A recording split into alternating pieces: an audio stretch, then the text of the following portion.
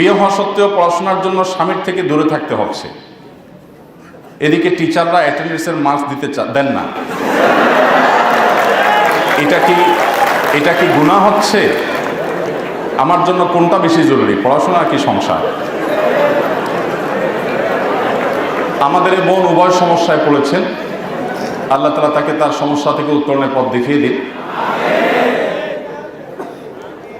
স্বামীর কাছে থাকতে গেলে, সংসার করতে গেলে টিচার অ্যাটেন্ডেন্স দিচ্ছেন না, আবার টিচারের কাছে অ্যাটেন্ডেন্স পেতে গেলে স্বামী অ্যাটেন্ডেন্স দিচ্ছেন না।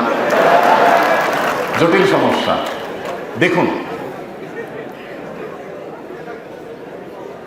ইসলামী শরিয়ার যে আদেশ নিষেধগুলো, এগুলো আমাদের অনেক সময় ভালো লাগে না, আমাদের অনেক সময় মনে ধরে না, কিন্তু বাস্তবতা হলো ইসলামী শরিয়া এসেছেই মানুষের কল্যাণে। আল্লাহ বলেছেন শারা আলাকুম মিনাদ-দীনি মা ওয়াসা বিহি নূহান ইলা আখিল আয়া।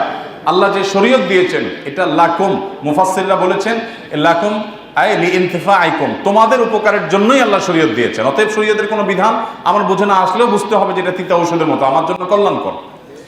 এবার আসা যাক উত্তরে। সেটা হলো, যদি কোনো নারী বিবাহের পর তিনি যদি নিয়মিত পড়াশোনাতে মনোযোগী হন, নিয়মিত পড়াশোনা করেন, কন্টিনিউ থাকেন, এদিকে অ্যাটেন্ডেন্স ঠিক রাখতে গিয়ে যদি ওইদিককার অ্যাটেন্ডেন্স তিনি মিস করেন এবং তার স্বামীর চরিত্রের সংরক্ষণ যদি চ্যালেঞ্জিং ব্যাপার হয়ে যায়, তাহলে সেক্ষেত্রে সেই নারীর জন্য ইসলামের শরিয়ার দৃষ্টিকোণ থেকে তার সংসারকে প্রায়োরিটি দেওয়া বেশি গুরুত্বপূর্ণ।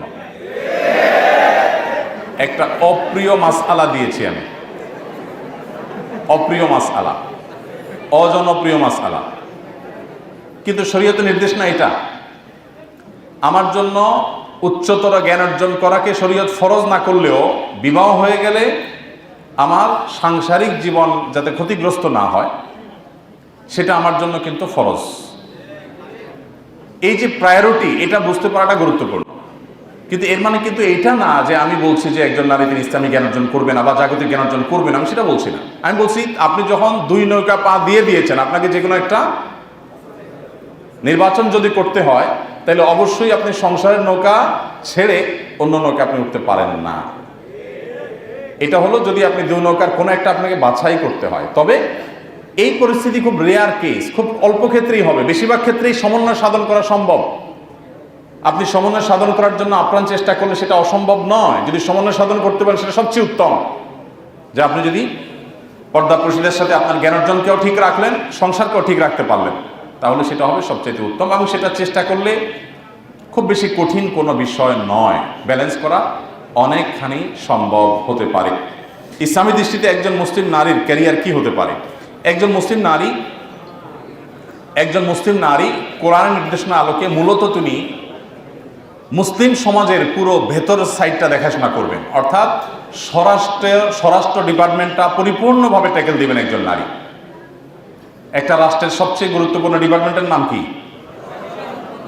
স্বরাষ্ট্র ডিপার্টমেন্ট। স্বরাষ্ট্র বিভাগের চাইতে গুরুত্বপূর্ণ কোনো বিভাগ থাকে দেশে? সাধারণত দেশের সবচেয়ে গুরুত্বপূর্ণ বিভাগগুলোর মধ্যে একেবারে শীর্ষে থাকে কোনটা? স্বরাষ্ট্র। আল্লাহ সুবহানাহু ওয়া তাআলা বলেছেন ওয়াকারনা ফি বুয়ুতিকুন্না, নারীরা স্বরাষ্ট্র ডিপার্টমেন্টটা দেখবেন, দেখভাল করবেন। এবং তারা মূলত ডাক্তার, ইঞ্জিনিয়ার, গবেষক, আলেম, দায়ী, শাসক, রাজনীতিকের জন্ম দিবেন এবং তাদেরকে গড়ে তুলবেন। এর পাশাপাশি একজন নারী হিসাবে শরিয়ার যে বিধিবিধানগুলো তার জন্য প্রযোজ্য, সেগুলো মেনে তিনি নিজেও এই সমস্ত সেক্টরগুলোতে তার মতো করে অবদান রাখার সুযোগ আছে। কিন্তু মনে রাখবেন, ইসলামে নারীর যে নারী সুলভ বৈশিষ্ট্য আছে, সেগুলো যদি আপনি বিকিয়ে দিয়ে কিছু করতে চান, ইসলাম সেটাকে অ্যালাউ করে না। পৃথিবীর অনেক দেশে সেটাকে মানুষ ট্রাই করেছে, এক্সপেরিমেন্ট চালিয়েছে। আমরা তাদেরকে দেখি যে তাদের দুই কুলি হারিয়েছে। তাদের ঘরের ভেতরের যে সুখ সেটা শেষ হয়ে গেছে, আর বাহিরেও যে নারী খুব বেশি সেফ বা নিরাপদে আছেন তা কিন্তু নয়। পত্রপত্রিকার রিপোর্টগুলো ঘাটলে আমরা দেখতে পাবো। এই জন্য একজন নারী তিনি তার ক্যারিয়ারকে অবশ্যই জাগতিক সব বিষয় আশয়ের সাথে সংশ্লিষ্ট করে তিনি অগ্রসর হতে পারেন, কিন্তু তার যে নারী সুলভ শরিয়ার নির্দেশনাগুলো আছে সেগুলোকে পরিপূর্ণভাবে মেনে তারপর যদি সম্ভব হয় করবেন। আর না হলে তিনি ভেতরেরটাকে সামাল দিবেন। দেখুন, অনেক আগে দৈনিক নয়া দিগন্তে সম্ভবত নিয়মিত বারাক ওবামা, সম্ভবত প্রেসিডেন্ট বারাক ওবামার একটা আত্মজীবনী প্রকাশ হয়েছে, অনেক আগের কথা, আমার যদি ভুল না হয় নয়া দিগন্তের শুরুর দিককার কথা। তো প্রতিদিন ওনার আত্মজীবনী প্রকাশ পেত একটা একটা করে কিস্তি করে। তো ওটা আমি পড়েছিলাম। একটা জায়গায় তিনি লিখেছেন, অনেকগুলো কিস্তি আমি পড়েছিলাম, একটা জায়গায় তিনি লিখেছেন যে আমাদের মা চাচিরা তারা যখন ঘরে ছিলেন এবং আমাদের বাপ চাচারা বা দাদি নানিদের জন্য দাদা নানারা বাহির থেকে যখন শপিং করে নিয়ে আসতেন, তাদের পছন্দ অনুযায়ী তারা অনেক কিছু হয়তো কিনতে পারতেন না, কিন্তু তাদের সংসারের জীবন অনেক সুখী ছিল। এখন আমাদের স্ত্রী, আমাদের সময়ের যারা, তারা মার্কেটে যে মন মতো শপিং মল ঘুরে নিয়ে আসে, আমরা শুধু কার্ডটা পাঞ্চ করে বের হয়ে চলে আসি। এরপরও আমরা সংসারের জীবনে তাদের মতো সুখী না। এই বাস্তবতাকে আমরা কি অস্বীকার করতে পারবো? আপনার মায়ের সাথে আপনার বাবার বোঝাপড়া যতটা, আপনার সাথে আপনার স্ত্রীর বোঝাপড়া তত ভালো না। এই বাস্তবতা অস্বীকার করা যাবে?